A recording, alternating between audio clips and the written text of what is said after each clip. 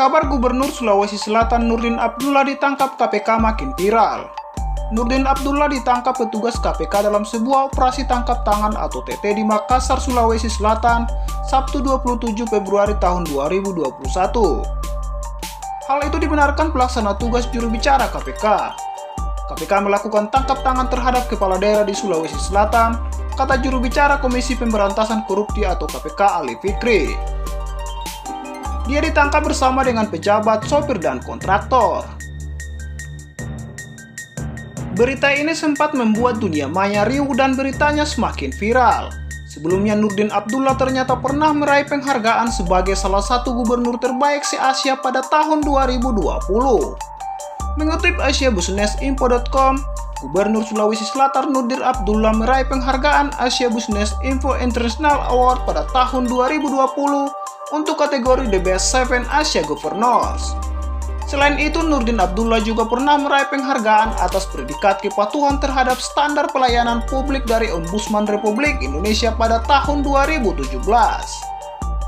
Ia juga pernah dihadiahi sebagai kepala daerah teladan pada tahun 2017 pada anugerah kepala daerah pilihan Tempo. Yang lebih ironis, Nurdin Abdullah pernah meraih penghargaan anti korupsi pada tahun 2017. Nama penghargaan untuk tokoh anti korupsi itu adalah Bung Hatta Anti Corruption Award. Dan penghargaan itu diterima Nurdin Abdullah semasa menjabat Bupati Bantaeng. Siapa sebenarnya Nurdin Abdullah? Berikut ini biodatanya. Nama lengkapnya Profesor Dr. Insinyur HM Nurdin Abdullah. Nurdin Abdullah lahir di Parepare, Sulawesi Selatan 7 Februari tahun 1963 dan usianya kini 58 tahun. Nurdin Abdullah tamat SD tahun 1976, tamat SMP tahun 1979, tamat SMA Negeri 5 Ujung Pandang tahun 1982, S1 Fakultas Pertanian dan Kehutanan Universitas Hasanuddin tahun 1986, S2 Master of Agriculture Kyushu University Jepang tahun 1991, S3 Doctor of Agriculture Kyushu University Jepang pada tahun 1994.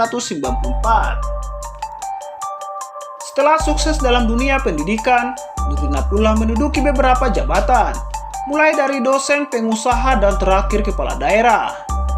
Riwayat jabatan dimulai sejak menjabat Guru Besar Fakultas Kehutanan Universitas Hasanuddin, Presiden Direktur PT Maruki International Indonesia, Presiden Direktur of Global Seafood Japan, dan Direktur of Kyushu Medical. Selanjutnya Dewan Penyatuan Politeknik Negeri Makassar.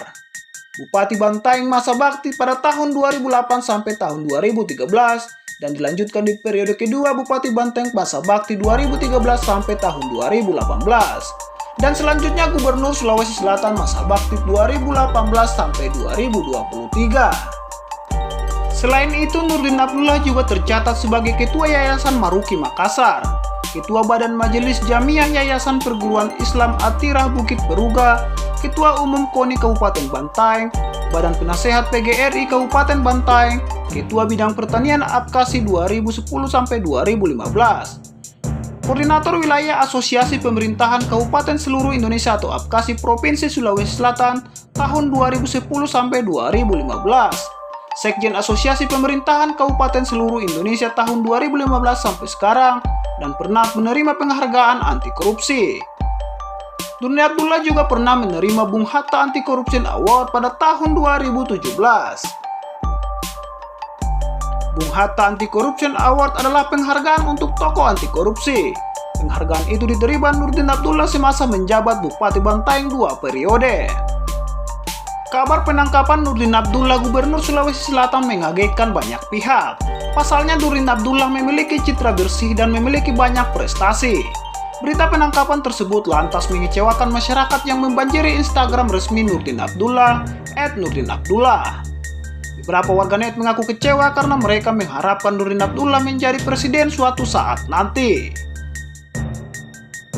Beberapa warganet juga merasa kecewa mendengar berita penangkapan tersebut karena sosok Nurdin Abdullah dianggap sebagai kebanggaan masyarakat Sulawesi Selatan atas prestasinya.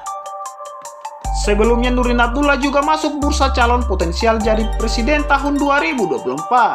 Hal itu berdasarkan hasil survei Indobarometer yang dirilis di Century Park Hotel Jakarta Minggu 23 Februari tahun 2020. Hasil survei ini dirilis langsung oleh Direktur Eksekutif Indobarometer Muhammad Kodari. Dalam survei tersebut, ada 22 nama selain Prabowo Subianto yang disimulasikan dalam survei sebagai capres. Ada juga nama Gubernur Sulawesi Selatan Nurdin Abdullah memperoleh persentase 0,5%. Lalu di bawahnya ada Nadiem Makarim 0,3%. Dan Nurdin Abdullah merupakan satu-satunya tokoh dari Sulawesi Selatan namanya masuk dalam survei.